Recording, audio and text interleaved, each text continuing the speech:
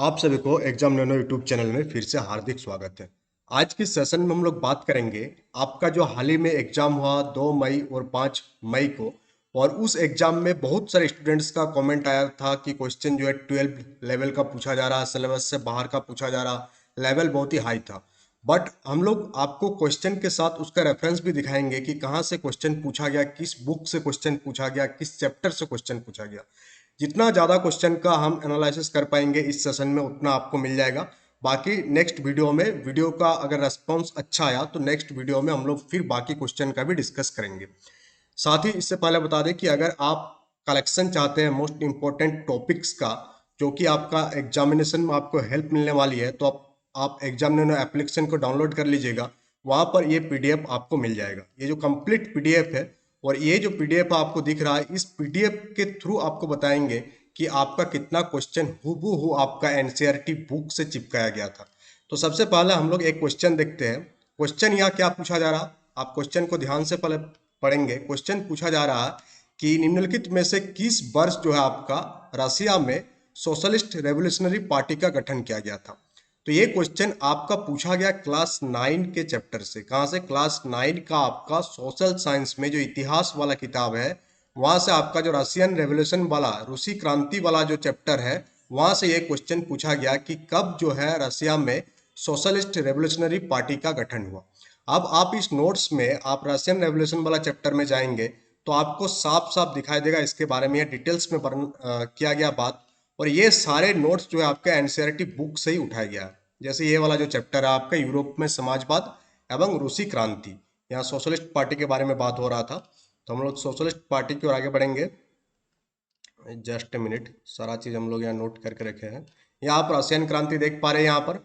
और यहाँ पर हम लोग देख पा रहे हैं कि 1898 में जो है सोशल डेमोक्रेटिक वर्कर्स पार्टी का गठन हुआ। और नेक्स्ट ही आप देखेंगे यहाँ पर कि 1900 में जो है आपका, कब? 1900 में आपका सोशलिस्ट रेवोल्यूशनरी पार्टी का गठन किया गया। और ये आपका एनसीईआरटी बुक में दिया हुआ है। आप डिटेल्स में पढ़ेंगे तो आपको समझ में आएगा कि क्वेश्चन कहाँ से पूछा जा रहा है। बट अगर आप डिटेल्स में पढ़ना नहीं चाहते, टाइम कम है, तो आप नोट्स का हेल्प ले सकते हैं। तो यहाँ से आपको दिख रहा होगा आंसर ऑप्शन नंबर बी इसका एकदम बिल्कुल सही उत्तर हो जाएगा। तो आपको समझ में आ रहा है ना कि क्वेश्चन कैसा पूछा जा रहा है, जेएसएससी क्वेश्चन कहाँ से उठा रहा है। अब हम लोग एक नेक्स्ट क्वेश्चन की ओर जाएंगे और नेक्स्ट क्वेश्चन आपको दिखाएंगे कि कहाँ पर। बहुत ही आसान क्वेश्चन। यह क्वेश्चन पूछा गया था कि निम्नलिखित में से किस वर्ष भारतीय वन सेवा की स्थापना किया गया। अब आपको लग रहा है कि ये तो आपका यूपीएससी वाला जीएस का क्वेश्चन है कि कहाँ कहाँ से टॉपिक उठा के लेके आ रहा। बट अगर आप क्लास 9 के इतिहास वाला चैप्टर में जाएंगे और थोड़ा हम लोग नीचे आएंगे, पूरा का पूरा क्लास 9 का इतिहास का सामारी आपका 15 चैप्टर्स में हम लोग यहाँ कंप्लीट कर दिए हैं। और ऐसे क्वेश्चन आपको देखने को मिल सकता है। 100% तो हम गारंटी नहीं देंगे क्योंकि ये एक यूट्यूब वीडियो है, लाइव है। 100% नहीं, बट मैक्सिमम क्वेश्चन आपको जो है मिलने वाले हैं इसी पीडीएफ से। आप यहाँ देख पा रहे होंगे भारतीय वन सेवा की स्थापना कब किया गया? 1864 में किया गया। और कौन सा चैप्टर में है? क्लास 9 का इतिहास का जो वन्य समाज और उपनिवेशवाद वाला चैप्टर है, वहां से ये क्वेश्चन आपका उठाया गया कि भारतीय वन सेवा की स्थापना कब किया गया है। और आप यहाँ आंसर भी देख पा रहे होंगे 1864 में किया गया। तो इस प्रकार से और भी क्वेश्चन आपको दिखाएंगे। जैसे यहाँ पर कि निम्नलिखित में से कौन सी पहली महान क्रांति थी जिसने अपने मूल शब्द स्वतंत्रता, समानता और बंधुत्व के साथ राष्ट्रवाद का स्पष्ट विचार दिया। तो ये हम लोग सभी जानते हैं कि फ्रांस की क्रांति का देन है और ये एक विश्व इतिहास का विषय है। बट विश्व इतिहास यानी कि वर्ल्ड हिस्ट्री आपसे इसलिए पूछा जा रहा है एग्जाम में क्योंकि आपका क्लास 9 का इतिहास जो है, पहला 3 चैप्टर जो है आपका, पूरा का पूरा विश्व इतिहास पर बेस है। फ्रांस का क्रांति, रशिया की क्रांति, नाथसीवाद, नाजीवाद, ये सारा आपका वर्ल्ड हिस्ट्री से रिलेटेड है। अब आप देखेंगे फ्रेंच रेवोल्यूशन का ये वाला पार्ट यहाँ पर कि इस क्रांति ने क्या क्या जन्म दिया? स्वतंत्रता, बंधुत्व और समानता के विचारों को सामने रखा। तो साफ साफ आपको दिख रहा है क्लास 9 का इतिहास का पहला चैप्टर जो फ्रांसीसी क्रांति वाला है, वहां से ये क्वेश्चन आपका हूबहू डाला गया। तो क्वेश्चन कहीं और से नहीं आ रहा, क्वेश्चन आप ही के एनसीईआरटी की किताब से आ रहा। जैसे ये वाला क्वेश्चन आपका कि जो जवाहरलाल नेहरू की अध्यक्षता में 1929 के लाहौर कांग्रेस सत्र में निम्नलिखित में से किसकी मांग को औपचारिक रूप दिया गया। तो ये क्वेश्चन कहाँ से लिया गया? तो ये आपका भारत में राष्ट्रवाद का उदय वाला जो चैप्टर है क्लास 10th का हिस्ट्री का, वहां से ये क्वेश्चन उठाया गया। ठीक है, उसके बाद और भी क्वेश्चन आपको दिखाते हैं। किस वर्ष बंबई में पहले कपास मिल की स्थापना किया गया? तो ये आपका जो औद्योगिकरण का युग वाला चैप्टर है क्लास 10th का इतिहास का, वहां से आपका उठाया गया औद्योगिकरण का युग।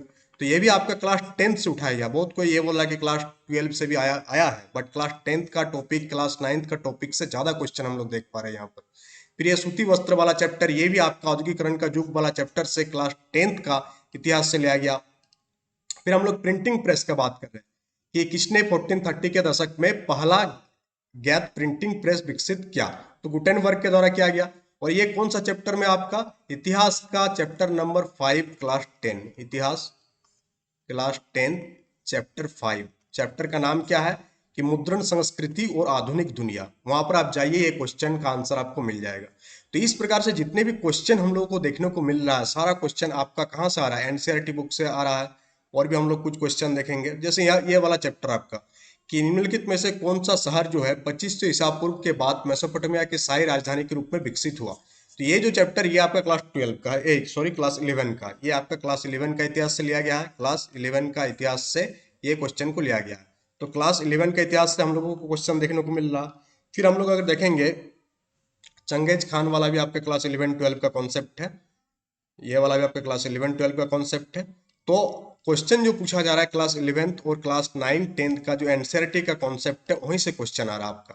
क्वेश्चन में अलग से कहीं और से नहीं पूछा जा रहा कि बहुत ही हाई लेवल का, ग्रेजुएशन लेवल का, इस टाइप का कोई बात नहीं।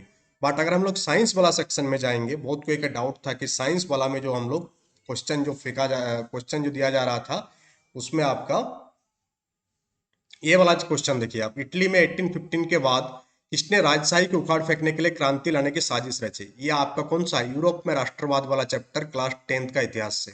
यूरोप में राष्ट्रवाद, यूरोप में राष्ट्रवाद वाला जो चैप्टर है उसका क्लास 10th वाला में, वहां से ये क्वेश्चन लिया गया। यूसेफ मैजनी जो है इसके लिए साजिश रची थी। तो और क्वेश्चन देखेंगे हम लोग, जैसे किस संसद को रिच स्टेग के नाम से जाना जाता है। तो जर्मन के संसद को हम लोग रिच स्टेग के नाम से जानते हैं। ये भी आपका यूरोप में राष्ट्रवाद की उदय वाला चैप्टर से लिया गया है।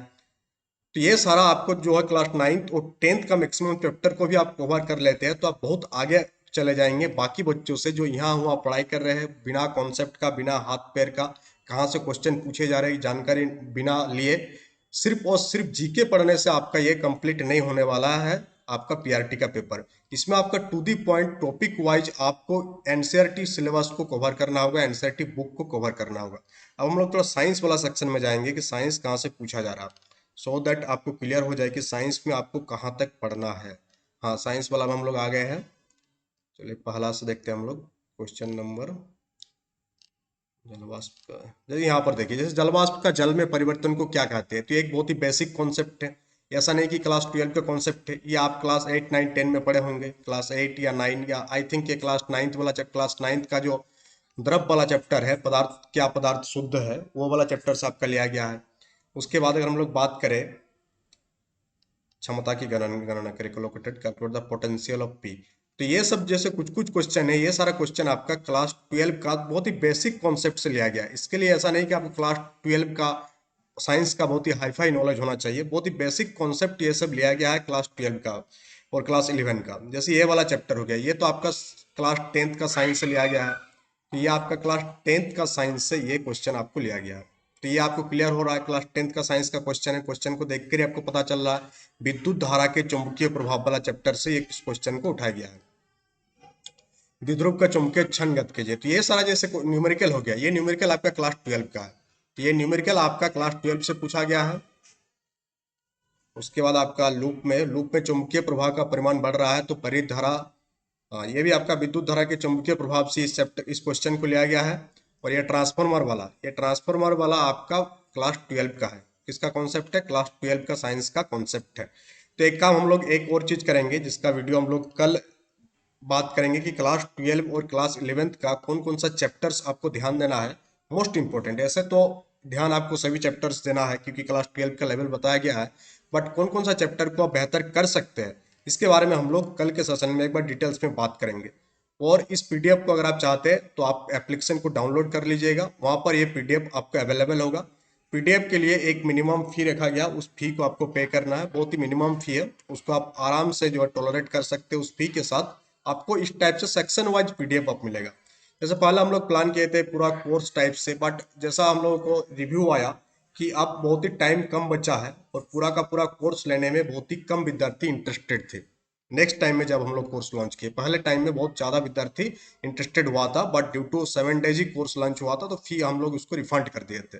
बट इस बार हम लोग क्या प्लान किया है कि आपको जो नोट्स मिलेगा वो आपको एक बार में नहीं मिलेगा, आपको एक एक, जैसे ये आपका क्लास 9th का पूरा इतिहास कंप्लीट हो गया सिर्फ और सिर्फ 15 पेजेस में, उसी प्रकार से आपका क्लास 10th का भी कंप्लीट होगा, क्लास 11 का भी कंप्लीट होगा, क्लास 12 का।